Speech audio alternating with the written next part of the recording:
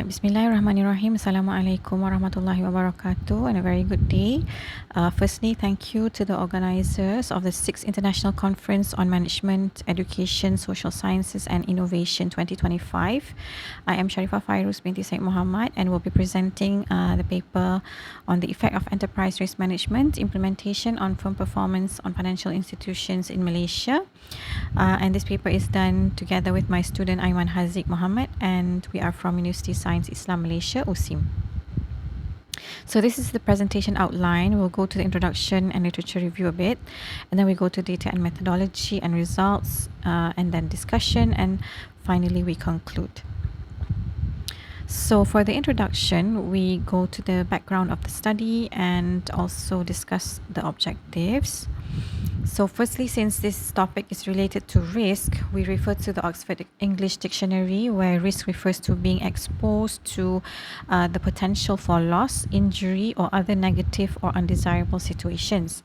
In terms of the definition of comparing the traditional risk management to the ERM or enterprise risk management, in terms of traditional, we can see below here that risk is identified and addressed for each department inside an organization separately. But in terms of enterprise risk management, the process is actually planning, organizing, directing, and regulating an organization's operations to actually reduce the risk's negative consequences in its capital and profits. But how it's done is different from the traditional risk management approach. For the ERM, it's more done as a whole instead of a silo approach. So it's done on a comprehensive manner where the whole company is involved, not just by separate departments like the traditional risk management approach. Okay, so that, therefore, the objectives for the study is to identify significant variables influencing firm performance, which is our dependent variable, and we want to explore relationships, especially with the independent variables, which is enterprise risk management itself, and we have some other variables which are firm size, financial leverage, profitability, and also environmental uncertainty. The second objective we want to look at is to investigate the impact of enterprise risk management on firm performance in Malaysian financial institutions. So we look at this both before and after the adoption of Bursa Malaysia's 2013 ERM standards that were given out. So for literature review, I'm not going over in detail for this part, but just to look at the variables in terms of where they are cited from. So firstly, the important variable is the ERM itself, where we got this from Hoyt and Liebenberg 2011 and also Beasley et al. 2008, where it mentions that ERM helps organizations proactively anticipate and manage potential threats. So they are better at managing the risks. And then in terms of firm size, the one below here, firm size is the quantity and variety of services in a company. This is by Shaheen and Malik, 2012. And in two other citations here, Hall and Weiss, 1967, Ramasamy, Ong and Yung in 2005, it's mentioned that firm size is a critical factor in business studies. So we have our hypothesis, especially for the independent variables that we have here. So H1, for example, is that we anticipate there will be a positive and significant relationship towards firm performance. For firm size, the same, there is positive and significant impact. In terms of environmental uncertainty, this is quite a recent variable that has been applied in Arena and Rary to 2020. And the hypothesis is that there is a negative and significant impact. And we also have the other variables, which are profitability and financial leverage, as cited in the articles in the slides here. So for data and methodology, we go to data collection and also the research model.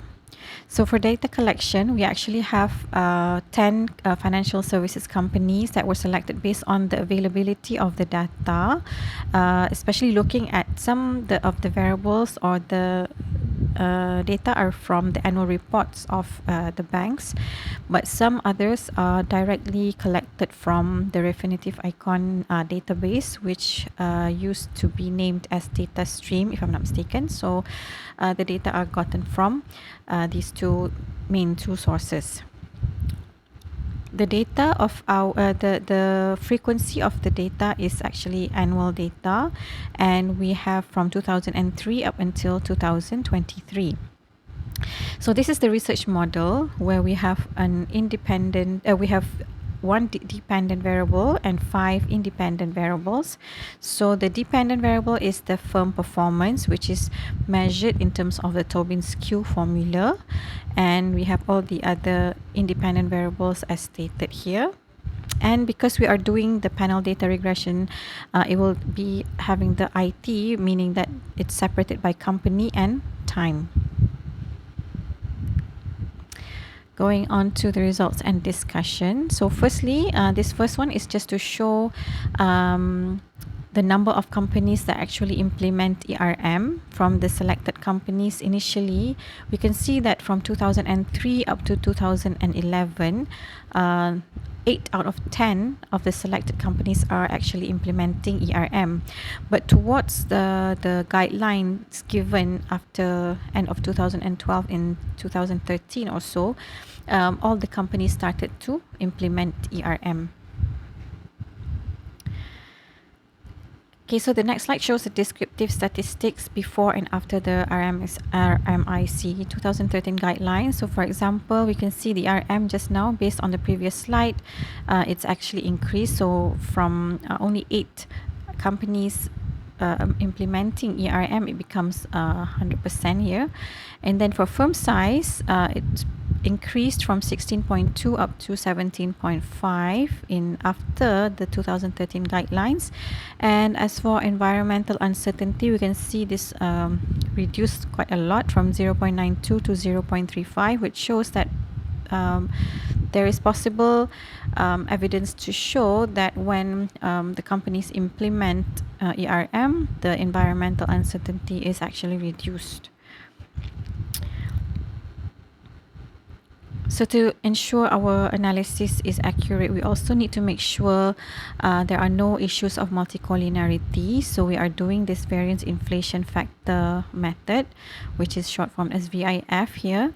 We want the VIF values to be less than 10, even better if it's less than 5. So to make sure that there are no multicollinearity issues in our data. So from this, we can see that all our values are less than 5. Next is correlation matrix, is also similar to the variance inflation factor, to just make sure that our variables are not highly correlated. So we can see here the highest one is profitability against firm performance, which is logically they go the same way, but it's not so highly correlated, which is not 0.8 or above.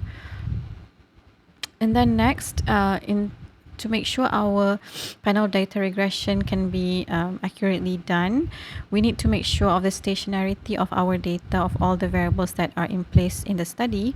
So we can see here in the column here is at first difference. So in the original data, when we do the stationarity test, it happens that the data are not stationary. So we need to take the first difference of the data, and in the end, we have p-values of less than 5, meaning that they are already stationary, so they don't suffer from a unit root problem, and we can proceed with the regression.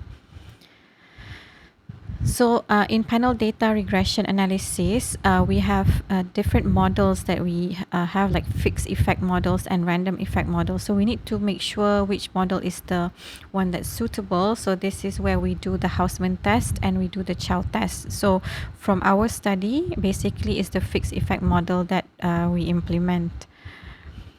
So finally, we do the panel data regression analysis for the variables involved. So you can see on the right hand side, all the probabilities are actually significant, and the coefficient is in the second column here. So which means that when we see, like for example, ERM here is 0.0473, which is less than 5%, it means this variable is actually significant towards the firm performance variable, and it's also positively significant. As for firm size, also it's significant. However, the relationship is a negative coefficient here. As for environmental uncertainty, is also a negative one, which is logically as mentioned in the literature review just now. As for our R squared, is also a good fit for the model, which is 86% of the explaining the variables are 86% explaining the model well. So we feel that our model is a good prediction of the FPQ or the firm performance. Okay, so some of the discussion here, ERM, our finding shows positive impact on firm performance and is also significant. This is supported by Yazid et al. 2011. And then for firm size, we have a negative and significant impact, and this is also supported by previous literature in 2024 by Vera and Frido. For environmental uncertainty, also the same is from the paper Arena and Riri 2020, where firm performance is actually negatively impacted by environmental uncertainty and so on. So basically from the regression analysis, we find that all the variables are significant. As for the conclusion, all variables are significant and impacting the firm performance. ERM, environmental uncertainty and profitability are the key factors. And ERM improves the performance of financial institutions in Malaysia once it has been implemented. So some of the suggestions that we put here are that regulatory bodies must require the sector-wide adoption of ERM, because some people are questioning that ERM is not effective enough in improving the company due to its high cost and the processes that are very detailed and need to look at the scope of the ERM standards. And secondly, we put here improve financial health and stop previous financial failures from reoccurring by having ERM. And then some of the limitations of the study, where we have only 10 companies. It also may introduce an inaccuracy in our data analysis. We also face some difficulties in identifying precise ERM implementation timelines, which made it difficult to compare before and after. And for future studies, it is suggested to investigate additional factors influencing business performance, because the measure of Tobin's Q that we have can also be replaced by other variables to measure the firm performance. Right, so I think that's about it. This is just our references. Thank you for listening.